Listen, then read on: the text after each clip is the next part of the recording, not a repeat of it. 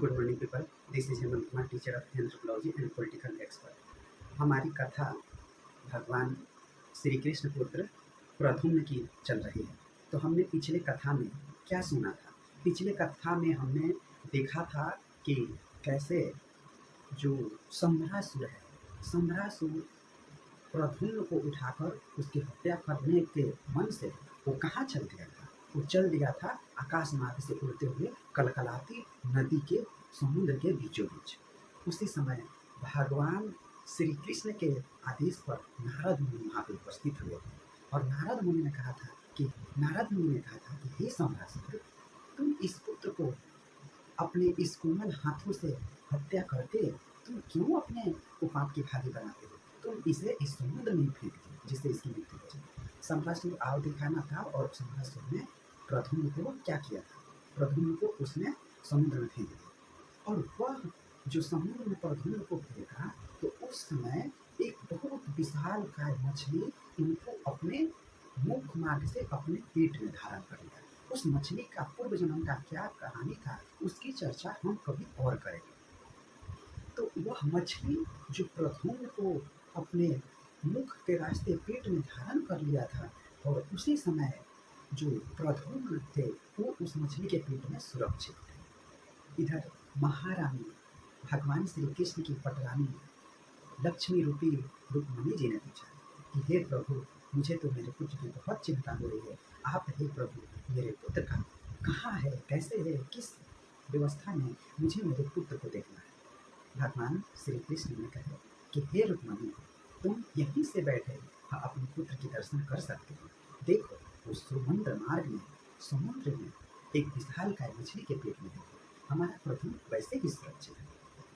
माता रुक्मिणी देखकर बहुत प्रसन्न हुई अपने पुत्र प्रद्युम्न को। प्रद्युम्न को देखकर माता प्रसन्न हो ही रही थी, लाड़ कर ही रही थी। तभी देखी माता रुक्मिणी कि कुछ मछुआरे लोग क्या कर रहे हैं, मछली पकड़ने आए और जिस मछली के गर्भ में इनके पेट में प्रद्युम्न थे उसी मछली को वो लोग उठाने लगे। माता रुक्मिणी बहुत आश्चर्यचकित हुई और अपने आप को संभाल नहीं पाई और रोने लगी कि देखो प्रभु, मेरे पुत्र को ये मछुआरे उठा रहे हैं तो हमारा पुत्र मर जाएगा। प्रभु श्री कृष्ण मुस्कुराए और कहे कि रुक्मिणी, तुम देखते रहो क्या क्या होता है। हमारा पुत्र इन मछुआरों के सहयोग से ही सम्रासुर के घर में जाएगा और तब सम्रासुर का विनाश। माता रुक्मिणी और श्री कृष्ण सब लीलाएं देख रहे हैं। तब क्या होता है कि मछुआरे लोग उस विशाल काय मछली को जैसे ही जाल फेंका वो विशाल काय मछली भी पड़ने आ गई। उस समय होता था कि कुछ भी चीज़ें मिले तो महाराज को दिया जाए। तो विशाल काय मछली थी, इसलिए जो मछुआरा लोग था वो एक मछुआरा जो था वो सम्रासुर के महल में ही काम करता था। उस मछुआरे ने कहा कि नहीं नहीं, ये मछली तो महाराज को भेंट में दिया जाए। महाराज सम्रासुर के आगे उस विशाल काय मछली को प्रस्तुत किया गया। महाराज सम्रासुर ने कहा कि वाह, ये तो बहुत बड़ी मछली है, हमें तो इसकी मांस खाना ही चाहिए। इसलिए महाराज सम्रासुर और उनकी पत्नी बहुत खुश हुए और उस बावर्ची जो मछुआरा था उसको कहा कि ले जाओ, तुम बना कर मुझे लाओ। जब वो मछली लेकर सम्रासुर का जो दास था, जो मछुआरा था, वो गया अपने महल, महाराज के महल के जो किचन है उसमें गया। उस समय उनकी पत्नी भी वहाँ पे मौजूद थी, जिस पत्नी का नाम भानामती था।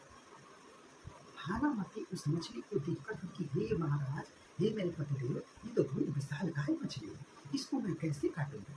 मैं इसको नहीं काटूंगी। और देखिए ना प्रभु, अपने पति को सब लोग देवता ही मानते थे, इसलिए उसने कहा कि हे प्रभुदेव, आप देखिए ना, ये मछली मुझे लग रही है कि एक भगवती है, मैं इस मछली को नहीं काटूंगी। तब सम्रासुर का उदास कहा कि नहीं नहीं, तुम्हें ही मछली काटना होगा। और एक चाकू खुद लिया और एक चाकू पत्नी को दिया और दोनों लगे काटने। दोनों ने मछली को आधे आधे भाग से काटना चाहा तो पति ने कहा आधे भाग को मैं काट के अपना छोटा छोटा पीस बनाऊंगा, आधे भाग को भानुमति तुम बनाना। दोनों उसके गलफड़ के जगह से उस मछली को काटने लगे। तैसे ही जैसे ही सर को दोनों पति पत्नी बाहर निकाल के रखने लगे तब तक उसमें से बच्चे के रोने की आवाज आने लगी। बच्चा जीवित था, यह देखकर भानुमति बहुत प्रसन्न हुई और भगवान विष्णु की भक्त थी, इसलिए भगवान विष्णु को कोटि कोटि धन्यवाद देने लगी। विष्णु को कहा कि हे प्रभु, मैं पाँच हूँ, मुझे पुत्र की नहीं है, इसलिए आपने मुझे पुत्र की प्राप्ति दी, इसलिए मैं आपको बहुत बहुत धन्यवाद देती हूँ प्रभु। इस तरह भानावती ने प्रभु को धन्यवाद करके और कहा कि हे नाथ, आप अब मेरा पुत्र नहीं है, इसलिए मैं इसे अपने पुत्र को ही मानती हूँ, ये मेरा ही पुत्र है। और भानावती और उसका पति दोनों उसको अपना पुत्र मानकर महाराज सम्रासुर के महल में गए और उन्हें अभय दिलाने की कोशिश की। महाराज सम्रासुर उस बच्चे को देखकर बहुत प्रसन्न हुए। भानावती ने कहा कि महाराज, ये मेरा पुत्र है, ये मेरा पहला पुत्र है, आप मुझे मेरे इस पुत्र को अभय दीजिए। यही बात जो भानावती का पति था उसने भी यही बात कहा कि प्रभु, हे महाराज सम्रासुर, ये मेरा पुत्र पहला पुत्र है, आप मेरे पुत्र को अभय दीजिए। उस पुत्र को लेकर जो सम्रासुर वो बहुत प्रसन्न, बहुत खुश, बहुत अच्छा लगा देखकर उसे। तब जो भानावती का पति था उसने कहा कि हे महाराज, आप मेरे पुत्र का नामकरण भी कीजिए, आपके मुख रविंद्र से मेरे पुत्र का नामकरण तो बहुत अच्छा लगा। सम्रासुर को तो प्रद्युम्न का मृत्यु हाल फिलहाल में ही किया था, तो इसलिए उसने कहा कि मैंने सम्रासुर भगवान श्री कृष्ण के पुत्र का वध किया है जिसका नाम प्रद्युम्न था, इसलिए मैं इस पुत्र का नाम प्रद्युम्न रखता हूँ। तीनों लोगों में खुशी की लहर दौड़ गई और सारे देवी देवता खुशियाँ मनाने लगे कि देखिए, भगवान श्री कृष्ण के पुत्र का नाम है इस पुत्र को, हालांकि वो भगवान श्री कृष्ण के ही पुत्र प्रद्युम्न ही थे। इसके बाद देखिए क्या होता है कि कुछ समय बाद जो सम्रासुर के गुरुदेव थे, सम्रासुर के जो गुरुदेव थे वो किसी कारणवश सम्रासुर के राजमहल में प्रवेश किया। सम्रासुर के पुत्र जो दूसरा उनका पुत्र था, दूसरा पुत्र का नाम था कुंभकेतु। कुंभकेतु ने महाराज गुरुदेव सम्रासुर के गुरुदेव राजगुरु को आदर सम्मान पूर्वक महल में प्रवेश करा। जैसे ही गुरुदेव क्या किए, गुरुदेव जैसे ही रथ से उतरे तो महल पे काली घटाएं उनको दिखाई दी। ऐसे ही जो महान ज्ञानी पुरुष होते हैं उनको किसी ना किसी चीज से उन्हें आभास हो ही जाता है कि आगे क्या होने वाला है। गुरुदेव जो थे वो बहुत ज्ञानी थे और गुरुदेव ने जैसे ही अपनी नजर उठाकर देखा तो देखा कि वहाँ पे काली घटाएं छाई हुई है, घनघोर काला छाया हुआ है राजमहल। गुरुदेव ने अपनी दूसरी प्रतिरूप बनाई और उस प्रतिरूप को महाराज सम्रासुर के महल के ऊपर भेजा। तब गुरुदेव वहाँ पे जाकर उस काले पुरुष को नमस्कार किया और कहा कि हे काले पुरुष, तुम कौन हो और यहाँ पे क्यों आए हो? काले पुरुष ने गुरुदेव को कहा कि मैं काल हूँ, मैं इस महल का, इस साम्राज्य का काल हूँ। अब सम्रासुर का मौत निश्चित है, इसलिए मैं सम्रासुर को लेने आया। यह बात राजगुरु सुनकर आश्चर्यचकित हुए और काल पुरुष को जाने का आदेश दिया, परंतु काल पुरुष ने कहा कि मैं तो नहीं जानता, मैं सम्रासुर को लिए बिना नहीं जानता। फिर गुरुदेव ने उस काल पुरुष को नमस्कार किया और अपने अस्तित्व में आकर जो कुंभकेतु थे, कुंभकेतु के साथ महल में प्रवेश किया। कुंभकेतु महल में प्रवेश कर ही रहे थे कि उन्हें बच्चे की रोने की आवाज सुनाई दी। गुरुदेव और कुंभकेतु को गुरुदेव ने कहा, ये किसका पुत्र है, यह इतना बच्चा क्यों रो रहा है? फिर कुंभकेतु और गुरुदेव आगे पहुँचे, आगे बढ़े, उनका सिंहासन पर बैठाया गया, राजगुरु के सिंहासन पर बैठाया गया।